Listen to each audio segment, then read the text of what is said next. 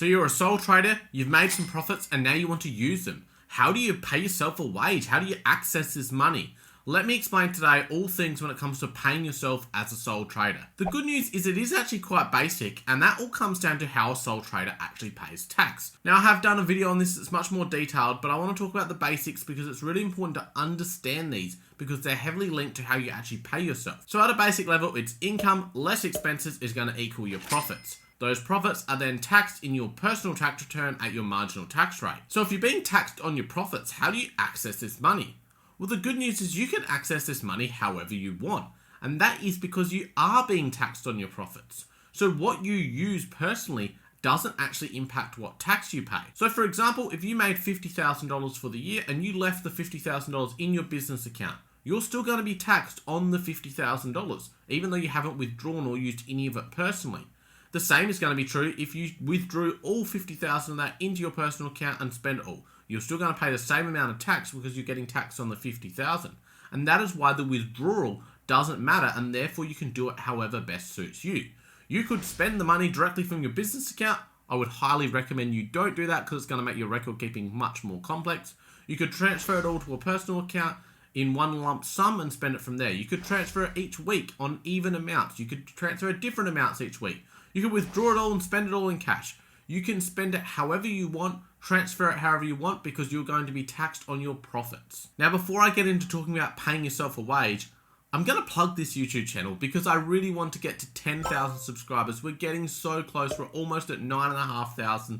So if you haven't already, hit that subscribe button. It really means the world to me. Now let's get back into the video. So as a sole trader, can you pay yourself a wage? Well, you can't actually employ yourself and pay an official wage. You can, however, transfer yourself regular amounts, but not through payroll as a wage. And that's because you can't contract to yourself. You are yourself as an individual, and the sole trader cannot employ itself. Now, what this does mean is you're not going to be having tax withheld when you withdraw money into your bank account, and you're also not going to have any official super obligations. So these things are now back on you as a sole trader. And it's why being a sole trader can be complex tax-wise, because you need to understand you're now taking on all the responsibility for your own tax and your own super. So let's talk about those two things. First, super, it is up to you. There is no obligation because you're not paying yourself a wage, so you don't have to make the compulsory super contributions, but obviously you should do some research, speak to your financial planner to decide whether making super contributions is right for you.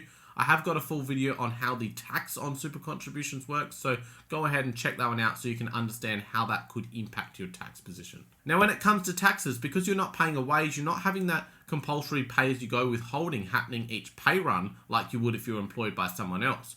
So now you're managing your own tax affairs. So it's really important to understand where you think you'll fall from a tax point of view so that you can work out how much should I be putting away for taxes each week.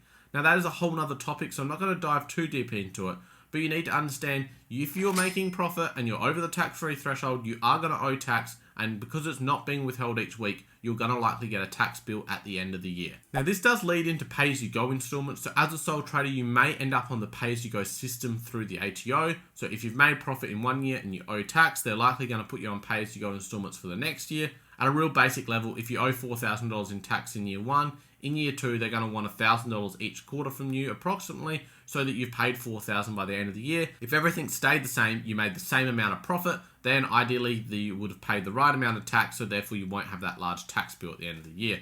So this is in essence a little bit like having a wage and getting withheld each week. Instead, it's happening each quarter, but this won't happen in year one. It'll only happen from year two onwards once you've started to make profits and paid tax initially. In summary, you can pay yourself however you want. You can't pay yourself an official wage though. A lot of it is really going to come down to what works best for you to manage your money, which is going to be a personal decision. But I think the most common way that I see it work for business owners is they have a separate business account. They transfer a regular amount to their personal account and they use that for their personal expenses. This allows them to, in essence, receive a bit of a wage into their personal account, even though it's not an official wage, but it keeps things consistent and keeps the record keeping much cleaner, because instead of having to reconcile all their personal transactions out of their business account, it's only one transaction that's going from business account to personal account, and it keeps things nice and separate. Now, I have talked quite a bit about sole trader taxes in this video, but I've gone into the topic much deeper in this upcoming video where I talk all things how does tax work for sole traders.